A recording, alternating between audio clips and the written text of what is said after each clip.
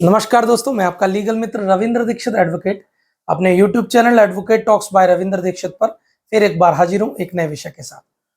दोस्तों, पूरे देश में एक चर्चा का माहौल है।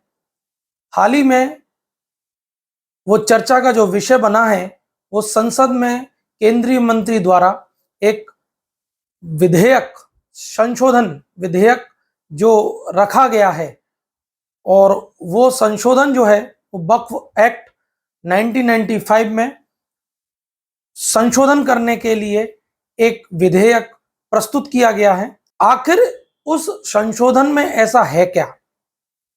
वक्फ एक्ट 1995 किस आधार पर काम करता है? वास्तव में वक्फ एक्ट 1995 है क्या? उसमें ऐसे कौन से प्रावधान है जिससे कि देश में इतना शोरगुल हो गया उसमें संशोधन विधेयक के प्रस्तुत किए जाने भर से? तो इन सभी बातों पर आज हम अपने इस वीडियो में चर्चा करेंगे। मेरे इस वीडियो को आप पूरा देखें, इसे लाइक करें, मेरे चैनल को सब्सक्राइब करें, शेयर करें, ताकि ऐसी ही लीगल इंपॉर्टेंट इंफॉर्मेशन समय समय पर मैं आपके लिए लेकर आता रहूं। वक्फ एक्ट 1995 जो है वो इस देश में इस उद्देश्य से लाया गया ताकि जो वक्फ संपत्ति हैं या जो वक्फ हैं उनके बेहतर मैनेजमेंट की व्यवस्था की जा सके और उनके द्वारा जो कार्य किया जाना है उसको एक कानूनी रूप दिया जा सके और उन पर नियंत्रण कानून का हो। वो बेलगाम घोड़े की तरह इस देश में कार्य न कर सके, इसीलिए वक्फ एक्ट 1995 लागू किया गया। वक्फ बोर्ड का जो कॉन्स्टिट्यूशन किया गया है वो वक्फ एक्ट 1995 के अंतर्गत ही किया जाता है। वक्फ बोर्ड में एक चेयरमैन होगा और उसके साथ साथ एक वक्फ काउंसिल भी कार्य करती है। एक चीफ एग्जीक्यूटिव ऑफिसर का भी इसमें पद होता है जो कि इसमें नियुक्त किया जाता है। और यह बहुत महत्वपूर्ण चीज है कि चीफ एग्जीक्यूटिव ऑफिसर जो कि शासन प्रशासन के अंतर्गत कार्य करेगा और इस शासन प्रशासन के अंतर्गत कार्य करते हुए जो कार्रवाई संपादित करेगा वक्फ बोर्ड की और वक्फ एक्ट के अंतर्गत समस्त प्रशासनिक कार्य करने के लिए जो अधिकार प्रदान किए गए हैं वो सीओ को प्रदान किए गए और वो सीओ मुस्लिम धर्म को मानने वाला व्यक्ति ही होगा। तो ये एक अपने आप में थोड़ा सा असहज करने वाला तथ्य है कि कोई भी सीओ जो है एक विशेष धर्म को मानने वाला या विशेष पूजा पद्धति को मानने वाला व्यक्ति ही वक्फ एक्ट 1995 के अंतर्गत नियुक्त किया जाएगा। तो में कौन होगा?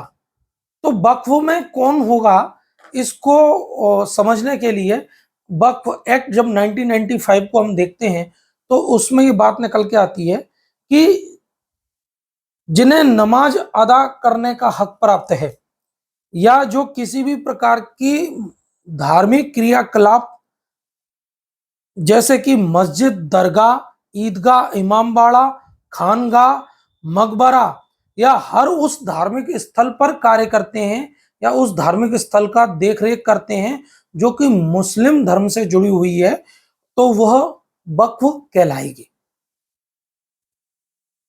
शिया संप्रदाय का अलग वक्फ है और सुन्नी संप्रदाय का अलग वक्फ है। ऐसा प्रावधान वक्फ एक्ट 1995 में किया गया है। वक्फ के मतलब को हमें समझने की आवश्यकता है। वक्फ का मतलब है जो पूर्ण रूप से मुस्लिमों की संपत्ति जो कि किसी धार्मिक उद्देश्य को लेकर किसी मुस्लिम धर्म की मान्यता के अनुसार चलने वाली पद्धति के अनुसार कोई धार्मिक स्थल का मैनेजमेंट किया जाता है या किसी चैरिटेबल ट्रस्ट का या संपत्ति का चैरिटेबल संस्थान का जो है मैनेजमेंट किया जाता है, वह वक्फ कहलाता है। वक्फ एक्ट की धारा 16 यह प्रावधान करती है कि वक्फ में कोई भी नॉन मुस्लिम सदस्य नहीं होगा। यह अपने आप में एक चिंता का विषय है और एक अपने आप में बड़ा गंभीर विषय है कि भारत एक ऐसा देश जो कि सेकुलर माना जाता है, जिसमें सेकुलरिज्म का आधार बनाते हुए संविधान की रूपरेखा को तैयार किया गया है। भारत का संविधान सेकुलर की रूपरेखा और उसकी नींव पर रखा गया है। ऐसे में धारा 16 बड़ी चिंताजनक है, जिसमें यह कहा गया है कि वक्फ के अंतर्गत कोई भी नॉन मुस्लिम सदस्य नहीं हो सकता। धारा 23 यह प्रावधान करती है, जैसा कि मैंने पूर्व में बताया, कि जो सीईओ है, चीफ एग्जीक्यूटिव ऑफिसर वक्फ बोर्ड का, वह नॉन मुस्लिम नहीं होगा। केवल मुस्लिम धर्म को मानने वाला व्यक्ति ही सीईओ अपॉइंट हो सकता है। जबकि सीईओ एक ऐसा व्यक्ति होता है जो कि प्रशासनिक नियंत्रण रखता है, प्रशासनिक कार्रवाइयों में भाग लेता है, प्रशासनिक क्रियाकलापों को सुचारू रूप से चलाने के लिए कार्रवाई करता है और प्रशासन शासन के नियंत्रण अंतर्गत वेतन प्राप्त करने वाला एक कर्मचारी होता है। लेकिन वह सीईओ केवल मुस्लिम धर्म को मानने वाला होगा। ऐसी धारा 23 वक्फ बोर्ड की, वक्फ एक्ट की प्रतिपादित करती है, जो कि कहीं ना कहीं हमारे दिमाग में एक असहज स्थिति को निर्मित करती है। धारा 25 में जो है सीईओ की जो पावर है वो बताई गई है कि सीईओ वक्फ संपत्ति और वक्फ प्रॉपर्टी के संबंध में इंक्वायरी कर सकता है, इन्वेस्टिगेशन कर सकता है और उसकी स्थिति और मैनेजमेंट के संबंध में उचित निर्णय ले सकता है। और वह पूरी इंक्वायरी और इन्वेस्टिगेशन करने के बाद उस पूरी रिपोर्ट को तैयार करने का जिम्मा भी सीईओ के हाथ में ही होता है। तो सीईओ एक बहुत महत्वपूर्ण पोस्ट होती है, जो कि वक्फ एक्ट के अंतर्गत, वक्फ बोर्ड के अंतर्गत कार्य करने के लिए एक प्रशासन के नियंत्रण के अधीन नियुक्त किए जाने वाला एक प्रशासकीय पद होता है। वक्फ प्रॉपर्टी का जो रजिस्ट्रेशन है वो वक्फ एक्ट 1995 की धारा 36 के अंतर्गत बताया गया है कि उसका रजिस्ट्रेशन कैसे होगा। वक्फ प्रॉपर्टी, कोई भी वक्फ प्रॉपर्टी है, इस बात का रजिस्ट्रेशन या उसका जो नोटिफिकेशन धारा 5 के अंतर्गत निकाला जाता है, तब वो डिक्लेयर करी जाती है कि वो वक्फ प्रॉपर्टी है। तो उसके पहले उसका रजिस्ट्रेशन होगा। उस रजिस्ट्रेशन की जो प्रक्रिया है, उसके लिए जो मितवल्ली हैं वह आवेदन करते हैं कि हम फलाना फलाना हमारे क्षेत्र के अंतर्गत एक प्रॉपर्टी है जो कि वक्फ प्रॉपर्टी हो सकती है, उसके संबंध में आवेदन करते हैं। आवेदन पर से वक्फ बोर्ड उसकी एक जांच कराता है, इंक्वायरी कराता है और इंक्वायरी करने के बाद में जब वह यह पाता है कि यह प्रॉपर्टी वक्फ प्रॉपर्टी के तौर पर पंजीकृत की जानी चाहिए, तब वह ऐसे निर्णय को पारित करते हुए धारा 5 सब क्लॉज 2 में उसका नोटिफिकेशन वक्फ एक्ट 1995 के अंतर्गत करता है और उस नोटिफिकेशन के साथ में ही वह प्रॉपर्टी वक्फ प्रॉपर्टी कहलाने लगती है। तो इसके संबंध में इंक्वायरी करने के और इन्वेस्टिगेशन करने के पावर भी केवल सीईओ के पास में है, जो कि एक विशेष धर्म का ही होगा। मुतवल्ली उस प्रॉपर्टी को आइडेंटिफाइड करेगा, मुतवल्ली उसके संबंध में आवेदन करेगा। वक्फ ट्रिब्यूनल, वक्फ बोर्ड जो जिसमें कि मुस्लिम संप्रदाय के लोग हैं, वो उसकी जांच करेंगे, इंक्वायरी करेंगे और जब वो उस निर्णय पे पहुंचेंगे तो वो उसको वक्फ प्रॉपर्टी के तौर पर रजिस्टर्ड करने के लिए नोटिफिकेशन जारी कर देंगे और उस दिन से वह वक्फ प्रॉपर्टी कहलाएगी। तो यह एक तरफा निर्णय लिए जाने वाले कदम जो है वक्फ एक्ट 1995 में प्रावधानित किए गए हैं और इसमें संशोधन की बहुत आवश्यकता है। और यही सोचकर केंद्र सरकार वक्फ एक्ट में संशोधन विधेयक जो है लेकर आई है, जिसे उसने अभी प्रस्तुत किया है। वक्फ एक्ट की धारा 40 बड़ी चिंताजनक है। वक्फ एक्ट की धारा 40 के अनुसार कोई भी संपत्ति जिसके संबंध में वक्फ बोर्ड को ऐसा लगता है कि यह संपत्ति जो है वक्फ संपत्ति हो सकती है, तो वह किसी भी ऐसी संपत्ति के जो कि किसी ट्रस्ट के अंतर्गत आती है या किसी सोसाइटी द्वारा उसको संधारित किया जाता है, तो वह ऐसे ट्रस्ट या संपत्ति को संधारित करने वाली सोसाइटी को नोटिस जारी कर सकता है और नोटिस जारी करके उनसे जो है शोकॉज जारी करके उनसे यह जवाब मांग सकता है कि क्यों ना इस प्रॉपर्टी को वक्फ प्रॉपर्टी डिक्लेयर कर दिया जाए, आप इसके संबंध में अपना स्पष्टीकरण दें। उस संपत्ति के संबंध में शोकॉज जारी करने के पूर्व सीईओ के माध्यम से इंक्वायरी कराई जाएगी। सीईओ इंक्वायरी करके वो प्राइमा फेसी एक तरफा इंक्वायरी करके इंक्वायरी रिपोर्ट जब वक्फ बोर्ड को दे देगा तो वक्फ बोर्ड उन संबंधित जो किसी भी संप्रदाय के हो सकते हैं, चैरिटेबल ट्रस्ट हो या सोसाइटी हो, उसको नोटिस जारी करेगा और नोटिस जारी करने के बाद में उनको एक सुनवाई का अवसर देगा। और उनको यदि यह पाता है कि उनके जो ऑब्जेक्शन है या उनके द्वारा जो रिप्लाई प्रस्तुत किया गया है उससे वह संतुष्ट नहीं है, तो वह उसको प्रॉपर्टी को, जो कि चैरिटेबल ट्रस्ट की प्रॉपर्टी है या किसी सोसाइटी की प्रॉपर्टी है, उसको वक्फ प्रॉपर्टी के तौर पर पंजीकृत करने के लिए सहमति देने के लिए कह सकता है। और यदि वह चैरिटेबल ट्रस्ट या सोसाइटी उस प्रॉपर्टी के संबंध में उसको वक्फ प्रॉपर्टी के तौर पर देने के लिए सहमति नहीं देते हैं, तो वह एक तरफा निर्णय ले सकता है कि यह वक्फ प्रॉपर्टी है और इसको वक्फ प्रॉपर्टी के तौर पर पंजीकृत किया जाता है, इसको डिक्लेयर किया जाता है, इसको नोटिफिकेशन जारी किया जाता है, और वह ये नोटिफिकेशन जारी करने के बाद जो है उसको वक्फ प्रॉपर्टी मान लिया जाएगा। ऐसा प्रावधान धारा 40 में किया गया है। तो यह बड़ा चिंताजनक प्रावधान है और इस पर अभी तक किसी भी सरकार ने कभी विचार नहीं किया। वर्तमान सरकार ने इस पर विचार करते हुए आवश्यक संशोधन विधेयक जो है प्रस्तुत किया गया है कि एक तरफा निर्णय वक्फ बोर्ड नहीं लेगा। किसी भी संपत्ति को या किसी भी चैरिटेबल ट्रस्ट की संपत्ति को या किसी भी सोसाइटी की संपत्ति को एक तरफा निर्णय लेकर एक तरफा इंक्वायरी करके वक्फ प्रॉपर्टी डिक्लेयर नहीं कर सकेगा। ऐसा निर्णय, ऐसा प्रस्तावित संशोधन विधेयक जो है प्रस्तुत संसद में किया गया है। हालांकि वक्फ बोर्ड के इस निर्णय को वक्फ ट्रिब्यूनल में चैलेंज किया जा सकता है, लेकिन यदि वक्फ ट्रिब्यूनल ने भी यह मान लिया कि यह प्रॉपर्टी का संबंध में जो निर्णय वक्फ बोर्ड ने लिया है तो वो प्रॉपर्टी वक्फ बोर्ड की ही मानी जाएगी। इसके अलावा अन्य कहीं पर भी किसी भी प्रकार का सिविल सूट या किसी भी प्रकार की कोई अपील अन्य न्यायालय में प्रस्तुत नहीं की जा सकती। ऐसे प्रावधान जो कि काफी चिंताजनक हैं वक्फ एक्ट 1995 में उल्लेखित हैं, जिन पर अभी तक कभी भी विचार नहीं किया गया, जिनके संबंध में किसी भी सरकार ने संशोधन करने के संबंध में किसी भी पूर्व सरकार ने कभी विचार नहीं किया। वर्तमान सरकार ने इन सब प्रावधानों में संशोधन करने हेतु एक प्रस्तावित संशोधन विधेयक संसद में प्रस्तुत किया है। अब एक धारा 104 बड़ी इंटरेस्टिंग धारा है। इसके अनुसार कोई भी गैर मुस्लिम अपनी संपत्ति को वक्फ एक्ट के अंतर्गत वक्फ बोर्ड को दान दे सकता है, हस्तांतरित कर सकता है। उसको मदरसा, उसको दरगाह, उसको मस्जिद, उसको उनका जो है आश्रय स्थल के तौर पर इस्तेमाल करने के लिए दान पत्र दे सकता है, दान कर सकता है। गैर मुस्लिम भी कर सकता है, लेकिन गैर मुस्लिम को इससे जो अधिकार मिलते हैं वक्फ एक्ट के अंतर्गत वो किसी भी गैर मुस्लिम को प्राप्त नहीं होंगे।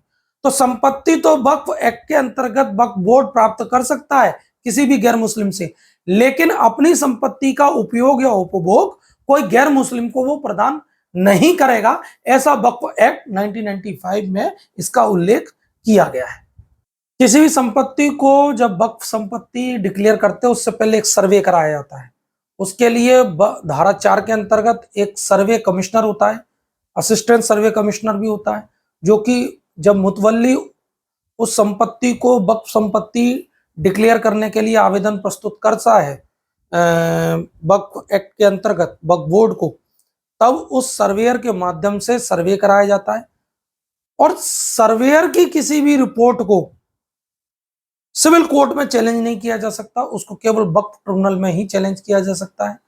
और वो तब तक नहीं किया जा सकता कि जब तक कि वक्फ बोर्ड उसको संपत्ति को वक्फ संपत्ति के तौर पर पंजीकृत करने के लिए आदेश पारित नहीं कर देता। तो जब तक किसी भी प्रकार का कोई आदेश नहीं हो जाता तब तक सर्वेयर की रिपोर्ट को भी कोई व्यक्ति चैलेंज नहीं कर सकता। सिविल न्यायालय में तो बिल्कुल नहीं कर सकता, केवल उसको चैलेंज किया जा सकता है तो वक्फ बोर्ड के आगे आपत्ति प्रस्तुत करके या वक्फ ट्रिब्यूनल के आगे। तो सर्वेयर की यदि एक तरफा रिपोर्ट आती है और सर्वेयर की रिपोर्ट पर से वक्फ बोर्ड उसको संपत्ति को वक्फ की संपत्ति रजिस्टर्ड कर देता है, तो जिस व्यक्ति की संपत्ति है उसी को वो वक्फ संपत्ति नहीं है, ऐसा डिक्लेयर कराने के लिए वक्फ ट्रिब्यूनल में आवेदन पत्र प्रस्तुत करना पड़ेगा। तो ये जो प्रावधान है वो भारत के संविधान में जो कॉन्स्टिट्यूशनल राइट दिए गए हैं, जो फंडामेंटल राइट दिए गए हैं, उसके बिल्कुल कॉन्ट्ररी प्रावधान है। इस पर किसी ने विचार ही नहीं किया कि मेरी संपत्ति एक तरफा सर्वेयर रिपोर्ट के आधार पर किसी भी मुतवल्ली के द्वारा आवेदन पत्र प्रस्तुत कर देने पर किसी भी चैरिटेबल ट्रस्ट की जो किसी भी समुदाय से संबंधित है, किसी भी सोसाइटी की संपत्ति जो किसी भी समुदाय से संबंधित है, सर्वेयर की रिपोर्ट के आधार पर वक्फ बोर्ड उसको वक्फ प्रॉपर्टी के तौर पर रजिस्टर्ड करने का डायरेक्शन दे सकता है। अब मेरे को वक्फ ट्रिब्यूनल के आगे उसके अपील प्रस्तुत करके उसको ये कि वक्फ संपत्ति नहीं है ऐसा डिक्लेरेशन कराना पड़ेगा। मैं ही अपनी संपत्ति के लिए उसको नॉन वक्फ बोर्ड की संपत्ति डिक्लेरेशन कराने के लिए मैं जो है आवेदन पत्र प्रस्तुत करूं, और सिविल कोर्ट में मैं जा नहीं सकता क्योंकि सिविल कोर्ट की प्रोसीडिंग्स को इसमें बार किया गया है। प्रावधान और इसमें जो है दिया गया है कि सर्वेयर को किसी भी प्रकार से उसके किसी भी कंडक्ट के लिए उसके खिलाफ मुकदमा फाइल नहीं किया जा सकता। सर्वेयर यदि कोई मनमानी रिपोर्ट देता है या मुतवल्ली कोई आवेदन पत्र प्रस्तुत करता है तो सर्वेयर के क्रेडिबिलिटी, सर्वेयर के अपॉइंटमेंट या सर्वेयर के किसी कंडक्ट को सर्वेयर को पार्टी बनाकर मुकदमा उसके खिलाफ प्रस्तुत नहीं किया जा सकता। तो जो व्यक्ति मेरे खिलाफ कार्रवाई कर रहा है, जो व्यक्ति मेरी संपत्ति को वक्फ की संपत्ति डिक्लेयर कराने के लिए कोई गलत प्रकार का यदि कोई सर्वे रिपोर्ट देता है तो मैं उसके खिलाफ मुकदमा भी फाइल नहीं कर सकता हूं। ऐसा प्रावधान वक्फ एक्ट 1995 में दिया गया है। तो ये सब प्रावधान जितने भी इसमें दिए गए हैं, ज्यादातर प्रावधान ऐसे प्रावधान हैं जो कि अनकॉन्स्टिट्यूशनल है। कॉन्स्टिट्यूशन में जो फंडामेंटल राइट प्रदान किए गए हैं, सुनवाई का अवसर प्रदान करने का जो नेचुरल जस्टिस का जो बेसिक प्रिंसिपल है, उसके जस्ट कॉन्ट्ररी इसमें 1995 एक्ट जो वक्फ एक्ट है उसमें ये प्रावधानित किए गए हैं। भारत सरकार द्वारा जो वक्फ एक्ट 1995 में जो संशोधन प्रस्तावित किया गया है, कुल 40 ऐसे संशोधन हैं जो कि प्रस्तावित किए गए। इन संशोधन के माध्यम से धारा 40, जिसे कि मैंने आपको बताया था कि किसी भी संपत्ति जो कि किसी भी ट्रस्ट की या किसी भी सोसाइटी की संपत्ति हो सकती है, उसको वक्फ बोर्ड सर्वेयर की रिपोर्ट के आधार पर आपत्ति बुलाने के आधार पर आपत्ति बुला सकता है और आपत्ति के बाद एक तरफा निर्णय लेकर यह डिक्लेयर कर सकता है कि वो संपत्ति वक्फ बोर्ड की संपत्ति है, उसके खिलाफ किसी भी सिविल कोर्ट में कार्रवाई नहीं की जा सकती। ऐसी खतरनाक धारा 40 को इस संशोधन के द्वारा समाप्त किया जा रहा है ताकि किसी भी चैरिटेबल ट्रस्ट या सोसाइटी की प्रॉपर्टी को वक्फ बोर्ड वक्फ की संपत्ति डिक्लेयर न कर सके, एक तरफा निर्णय न ले सके। कलेक्टर जो कि जिले के कलेक्टर हैं, उनका हस्तक्षेप भी इस वक्फ एक्ट के अंतर्गत बढ़ाने के लिए जो है प्रस्तावित किया गया है संशोधन। इंक्वायरी या इन्वेस्टिगेशन जो सर्वेयर की रिपोर्ट की जाती है उनके ऊपर कलेक्टर भी वेरिफिकेशन कर सकेंगे। ऐसे पावर इस प्रस्तावित संशोधन के माध्यम से जिले के कलेक्टरों को पावर दी जा रही है। तीसरा, वक्फ बोर्ड में नॉन मुस्लिम्स और महिलाओं की भागीदारी भी सुनिश्चित करने के लिए संशोधन प्रस्तावित किया गया है ताकि वक्फ बोर्ड में महिलाओं की भागीदारी भी सुनिश्चित की जा सके।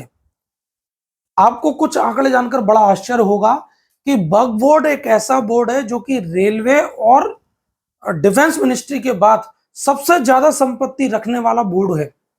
इसके पास 8 लाख से ज्यादा जो है अचल संपत्ति है और 9.4 लाख एकड़ की संपत्ति वक्फ बोर्ड के नाम से है।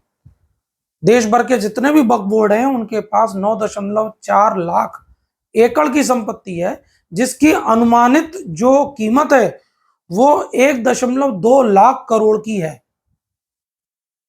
2013 में इसमें जो है संशोधन पिछली बार किया था और 2013 में संशोधन के बाद जो धारा 40 थी जिसके माध्यम से किसी भी संपत्ति को वक्फ बोर्ड अपनी संपत्ति डिक्लेयर कर देता था, उसके माध्यम से दिल्ली में लगभग 123 ऐसी प्रॉपर्टी थी जिनको 2014 के बाद जो है वक्फ बोर्ड की संपत्ति डिक्लेयर कर दी गई, वक्फ बोर्ड दिल्ली के द्वारा। ऐसे ही तमिलनाडु वक्फ बोर्ड के द्वारा 6 हिंदू बाहुल्य गांव को वक्फ बोर्ड की संपत्ति डिक्लेयर कर दी गई, जिसमें कि एक 1500 साल पुराना मंदिर भी वक्फ बोर्ड की संपत्ति डिक्लेयर कर दी गई। वक्फ बोर्ड की किसी संपत्ति के रजिस्ट्रेशन के रिन्यू के संबंध में या नामांतरण के संबंध में, या वक्फ बोर्ड जब किसी संपत्ति को अपने संबंध में, अपने हक में नामांतरित करेगा, उसके पूर्व एक इंस्पेक्शन सरकार के द्वारा कलेक्टर के माध्यम से करने का भी संशोधन प्रस्तावित किया गया है। अब एक तरफा निर्णय वक्फ बोर्ड धारा 40 का लाभ उठाकर नहीं कर सकेगा। धारा 40 को भी निरस्त करने का, ओमिट करने का जो है प्रस्तावित संशोधन जो है लोकसभा में प्रस्तुत किया गया है। भारत सरकार द्वारा कुछ महत्वपूर्ण बिंदुओं पर वक्फ बोर्ड में वक्फ एक्ट संशोधन 2024 प्रस्तुत किया गया है। अब देखना है कि भारत सरकार इसको लागू करवा पाती है कि नहीं, यह भविष्य की बात है।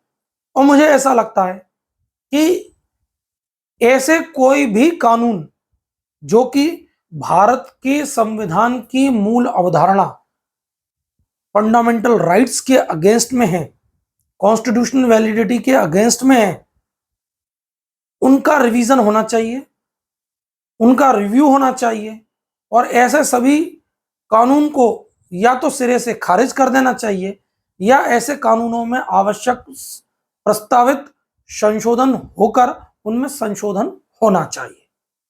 तो दोस्तों, आपको मेरा यह वीडियो कैसा लगा इसे लाइक करें, मेरे चैनल को सब्सक्राइब करें, शेयर करें, ताकि ऐसी ही लीगल इंपॉर्टेंट इंफॉर्मेशन समय समय पर मैं आपके लिए लेकर आता रहूं।